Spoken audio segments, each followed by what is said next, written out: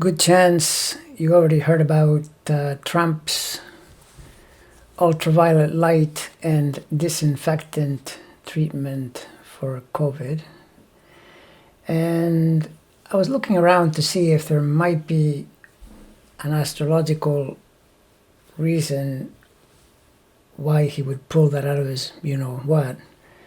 But probably have to just go to his known tendency or obsession to be a germaphobe, for which you bring in the disinfectant. And as far as the ultraviolet light, this man has probably taken in more ultraviolet light than all of us put together, since he's always on one of those tanning machines.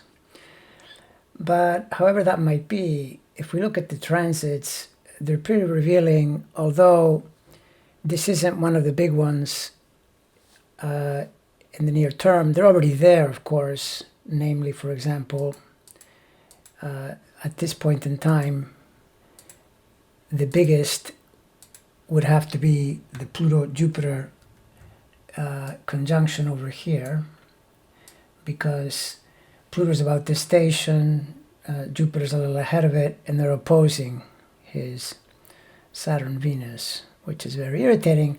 But what's happening now is that in the day-to-day fast transits, Mercury is in these late Aries degrees, therefore it squares the Pluto-Jupiter conjunction, and it squares his two planets over here at the other end. And keep in mind, the ninth is a media house, 3-9.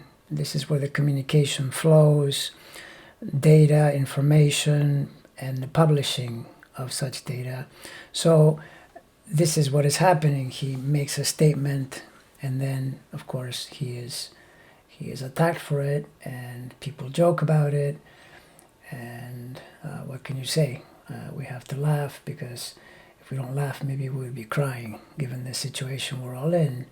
The other thing that's happening is the Sun, which is also a fast mover in the transit cycles, is going through where Uranus is. And you'll recall from a prior video that I talked about how Uranus, a very slow-moving planet, between 6 and 10 degrees of Taurus, is making a half square to the Sun and a square and a half to the Moon. So that's also irritating.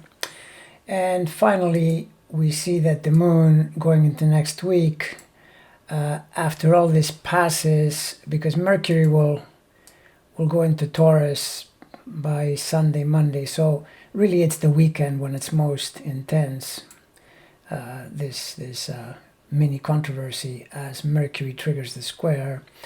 But then the Sun does trail into early next week and continues to aggravate through this half square, square and a half thing.